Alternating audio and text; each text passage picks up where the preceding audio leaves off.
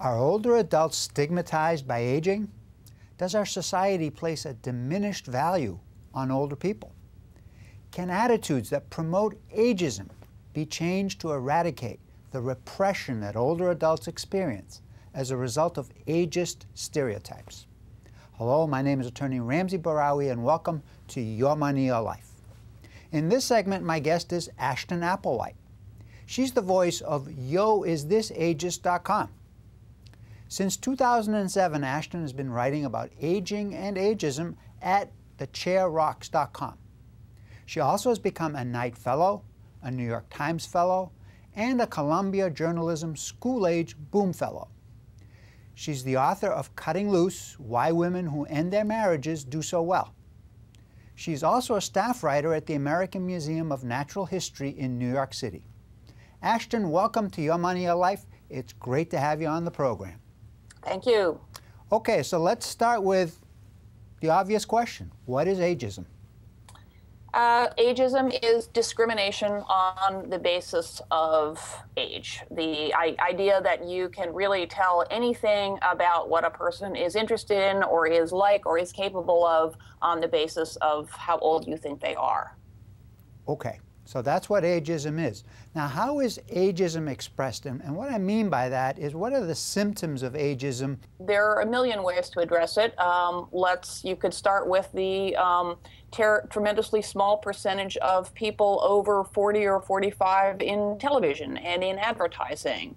You could look, I would say the best indication that of the power that ageism has is the fact that people are constantly making fun of older people, themselves included. The worst ageists are older people for being forgetful is the big one, but clumsy, sexless, ugly, because of their age. And you would never, ever, ever be derogatory about someone on the basis of their race or their sex. And yet when people are derogatory on the basis of age, people don't even notice it. And that does a lot of damage. That damage that you're referring to, based on some of the literature I've seen, apparently ageism basically says that older people have a diminished value in society. Very much so. That of course, results in a stigma. Can you talk about the stigmas that are associated with aging? Well, we live in a culture that places enormous value on being independent, on being physically youthful, on physical strength, and all those are things that tend to change as we age. Aging is not a disease, and aging is not invariably associated with illness or with frailty. Those are, frailty is preventable, but those are things about ourselves that if they happen to us, we are not usually powerful to change them. And stigma takes place when people have an emotional response to those characteristics. And it's very, very unpleasant to be at the end of a stigma. I have tons of information that will shake up a lot of people's prevailing ideas about what old age is involved. But if people decide that those characteristics are unattractive, then it's very hard to push back against them. Can you give some examples of the characteristics that stigmatize older people? Yeah, that older people can't remember anything. And every time someone makes a senior moment joke, that is ageist, because it implies that all older people are alike, which is the basis of all isms, ageism, sexism, racism, whatever, is based on stereotyping, ascribing, a common set of characteristics to everyone who belongs to that group, which is always wrong, but especially so when it comes to age, because we actually grow more different from one another as we age. People think that everyone in a retirement home is the same age, which is old. And if you think about it, people in a retirement home can span 30 decades. We would never say that everyone from 20 to 50 is alike. And people from 30 to 60 or 60 to 90 are even more different from each other.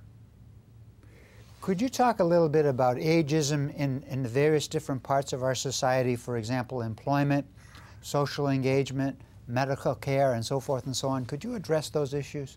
Sure. Why don't I start with with medicine, which is probably the most ageist of all fields, in part because the people that physicians see do tend to be people at the physically frailer end of the spectrum, but that is no justification for treating them with any less respect or as any less of individuals than people of any other age. Doctors recommend fewer interventions for older patients, even though there is every bit of evidence shows that even organ transplants, radical interventions are every bit as effective in people in late life. We're talking in their 80s and even 90s. Doctors and nurses tend to blame symptoms of old age like balance problems or incontinence or memory loss or depression on advanced age instead of viewing them as treatable conditions. Older people actually have better mental health than young or middle-aged people. But depression in older people goes unrecognized and undiagnosed. People think, oh, if that older person is depressed, it's because they're old, because it sucks to be old, when they're actually depressed because perhaps they're in pain or something in their life that would be just as depressing to someone who's 40 is causing them to experience depression. A lot of physicians tend to view pain, aches and pains as a normal consequence of aging rather than a treatable condition. There's a famous anecdote about a woman whose doctor said, well, of course your knee hurts, what do you expect at, 78? And she said, well, my other knee is 78 and it doesn't hurt. And so medical problems are frequently misdiagnosed or not detected at all. And treatment biases and lack of information affect the way physicians treat older people. They get suboptimal treatment. They often don't get offered preventive counseling. And older people are usually not included in drug trials. And it's a tremendous problem. When you get older, you do develop chronic medical conditions. And when you take more than one drug, there are complex interactions that affect us differently as we age, and it's very little studied. How about in the area of employment?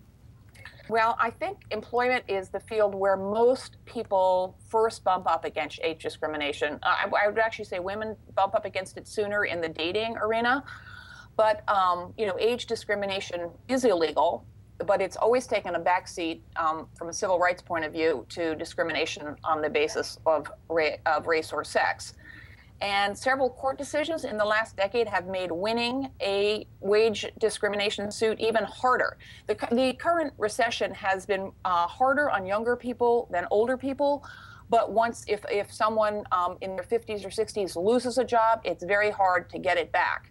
And in 2009, in June, the Supreme Court ruled that older workers had to show that age was the decisive factor in getting fired, not just the contributing factor, which is a really, really high hurdle. The New York Times called it an ultra high hurdle, and that's the Times.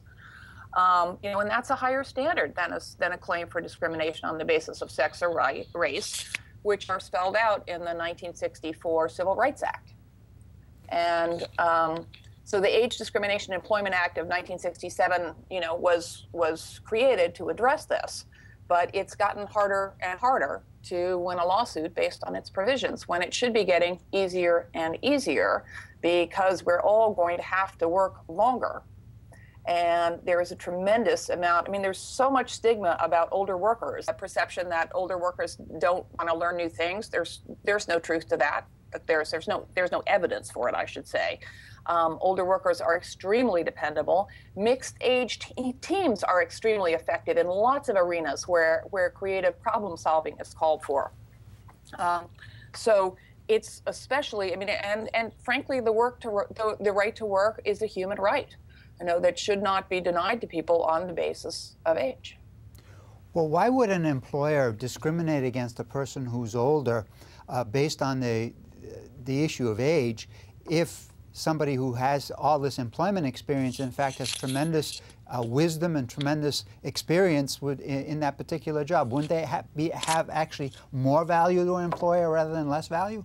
Well, I would make that case, but there are two reasons. An older worker costs more than someone who's wet behind the ears, even though once you hit 65, that can amortize out because you become eligible for Medicare.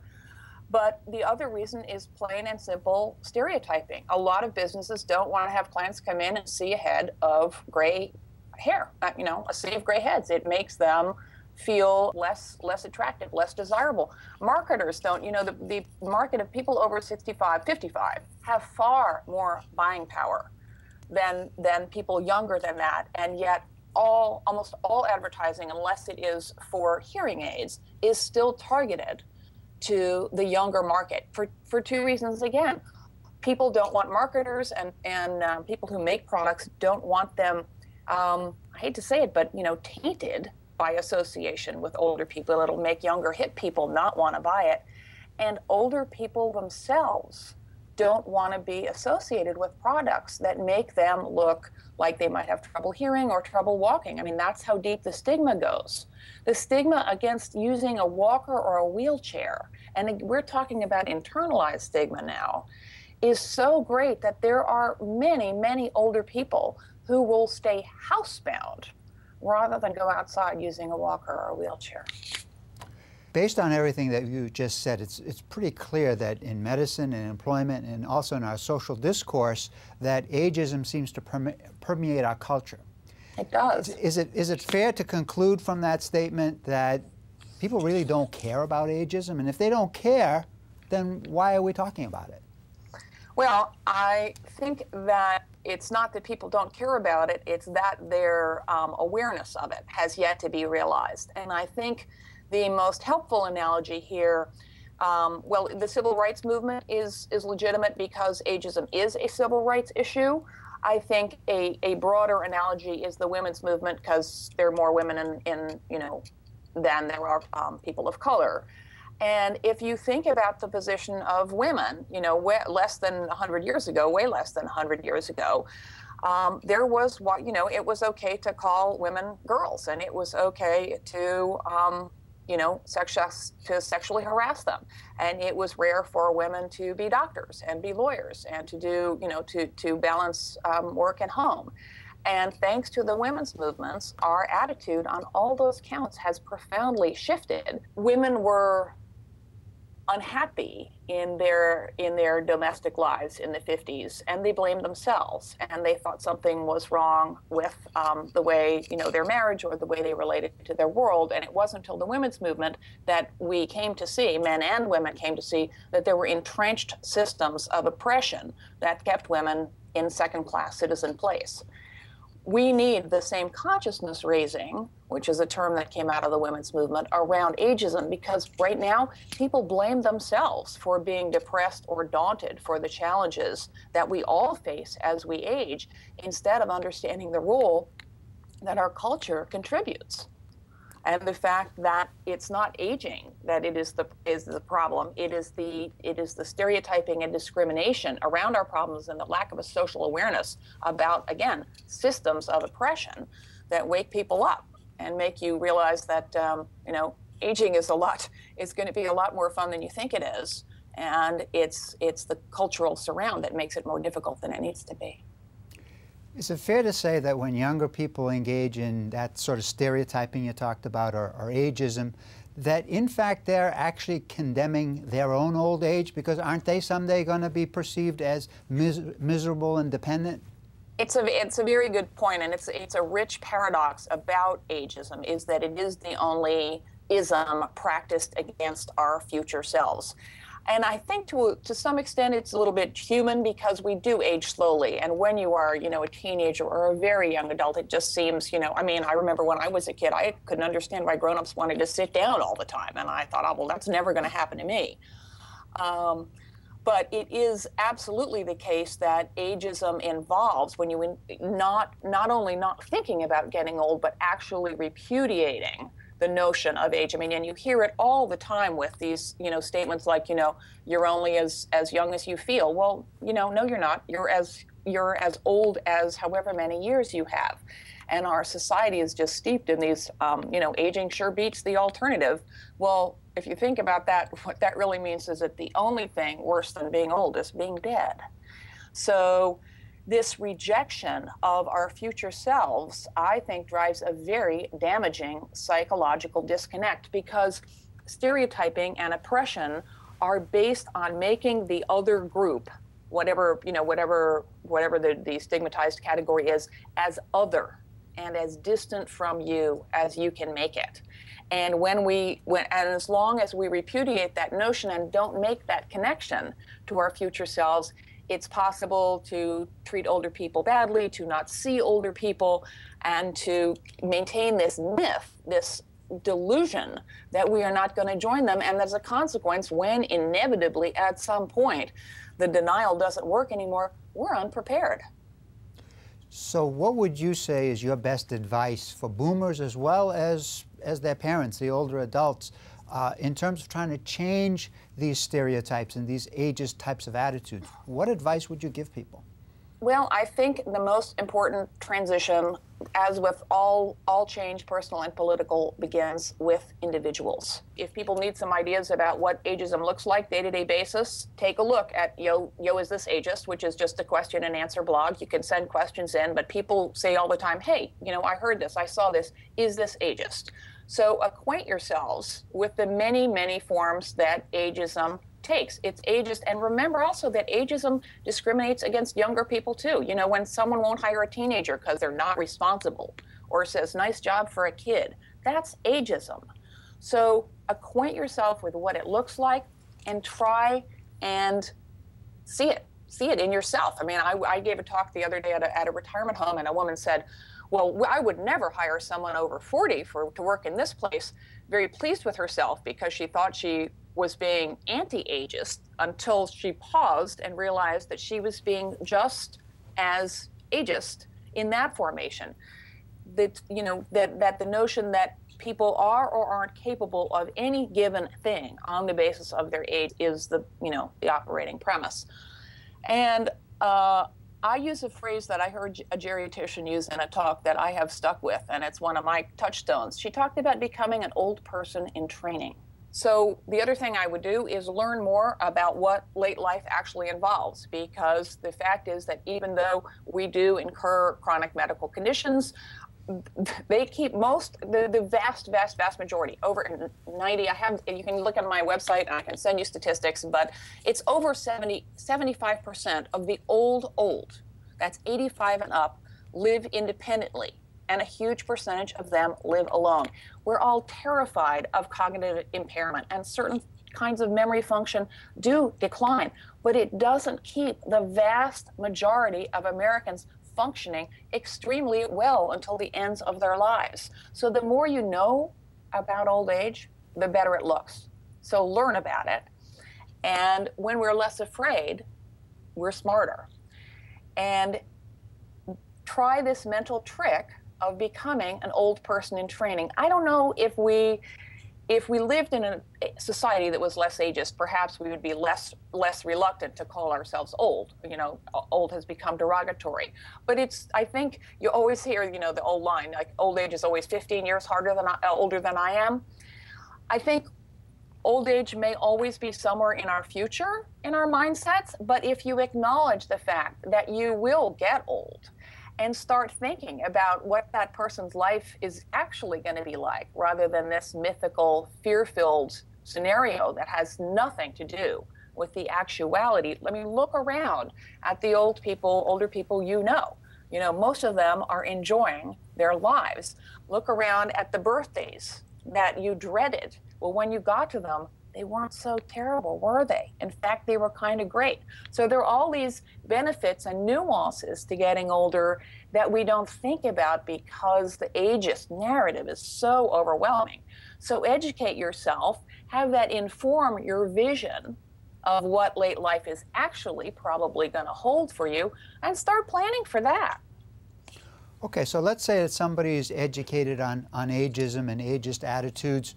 How would you recommend that a person, whether that person be a younger person or an older person, react when he or she witnesses ageism in action? That's a good question. I think it's really hard, but absolutely essential to say something, to point it out, and to do it in as tactful a way as you can, but maybe just to point out, gee, would you have said that about a younger person?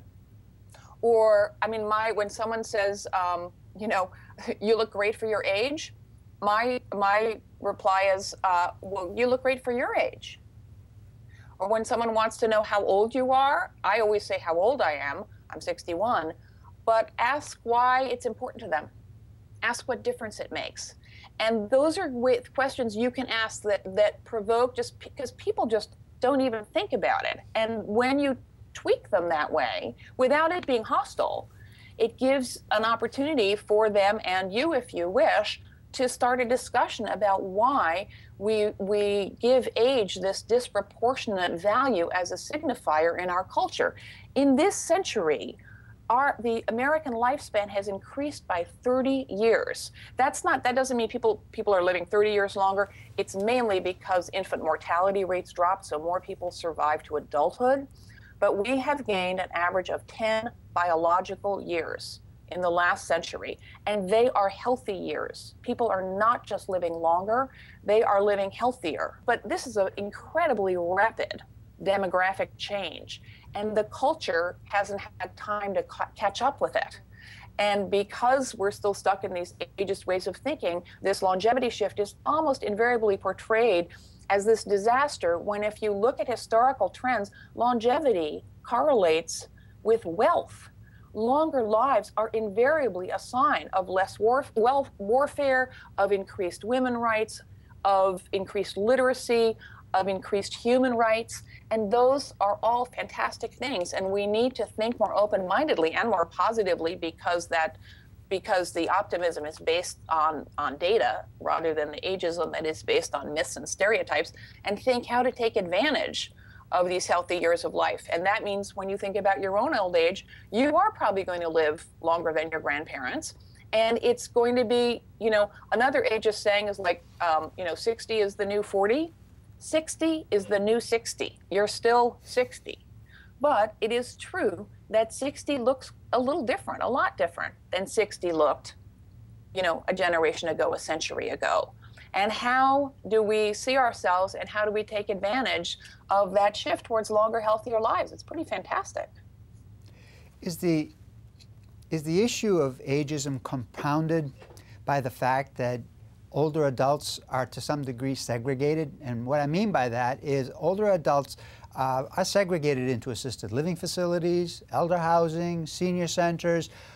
Wouldn't really more exposure to older adults by younger generations actually get them to understand older adults and be more accepting of older adults, and therefore allow older adults to be more included in their activities? Yes, yes, yes, yes, and yes. Segregation is never good. I mean, I'll draw an analogy to affirmative action. I think we humans are we're tribal. We tend to sit next to people who look like us and are like us. And it's not until you bump up against someone who is different from you that you see the ways in which they are both like you, because frankly, we're all humans. We're a lot more alike than different. But also you see them as an individual. So another small thing you can do is the next time you're at a dinner party or a social gathering, go talk to the person in the room who is the most different from you in age. This segregation, and it is also older people who segregate themselves, is a huge problem. I am a firm believer in, age-integrated facilities, because for any number of reasons, because it facilitates these cross-generational friendships, and because all long-term solutions are going to have to work for both ends of the age spectrum. And when you have friends and acquaintances of all ages, you form natural partnerships across the lifespan, and it's better for everyone. Is it fair to say that older adults themselves unwittingly perpetuate the stereotypes? For example, oftentimes when an older person has difficulty remembering something, they refer to it as a senior moment. Aren't they, in fact, when they do that, aren't they perpetuating this stereotype of an older person who's feeble and weak and can't remember? They definitely are. So what do we do about it? The problem with the senior moment, it's ageist because it implies that all older people are the same. They are forgetful. And I say that when I'm too lazy to get the remote, I don't call it a Latino moment. It's racist to imply that all Latinos are lazy. It is ageist to imply that all older people are forgetful. Older people tend to be the most ageist of all because they have absorbed these ageist beliefs their entire lifespan, and they never stop to question them, and they do become self-fulfilling prophecies. I just read about a study which was so interesting. They took a bunch of college kids, this researcher named Becca Levy at Yale, and their task was to unscramble sentences, but there were words in the sentences that were associated with old age and debility, like frailty and Florida and bingo and cane, crutch maybe. And when they concluded the test, this college students, 20-year-olds who had been primed with these negative associations, walked to the elevator more slowly than the control group. That is how powerful these stereotypes have.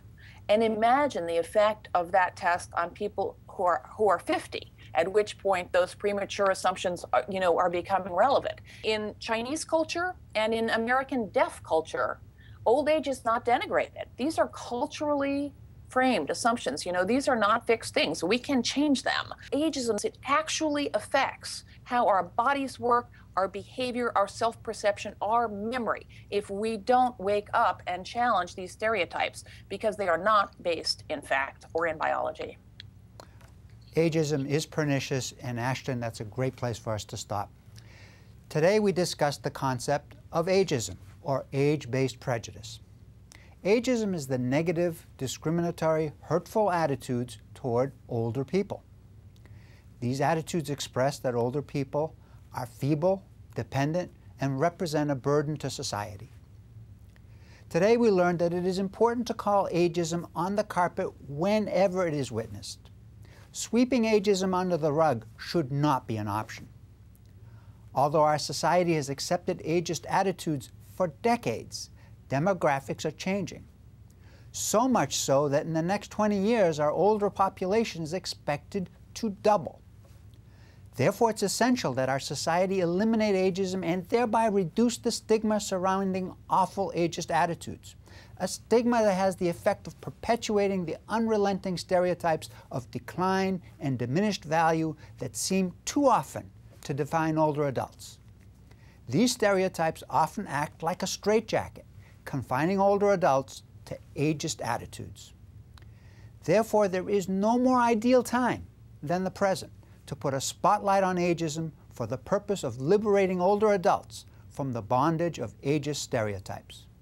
To learn more about aging and ageism, I encourage you to visit the website yoisthisageist.com as well as thischairrocks.com. In closing, thanks to my guest, Ashton Applewhite, the voice of yoisthisageist.com, for a participation on this program. Ashton, thank you very much. Thanks so much, Ramsey. It's been a pleasure being on the show. As always, thank you to you, our viewers, for watching Your Money, Your Life. My name is Attorney Ramsey Bahrawy, building your trust.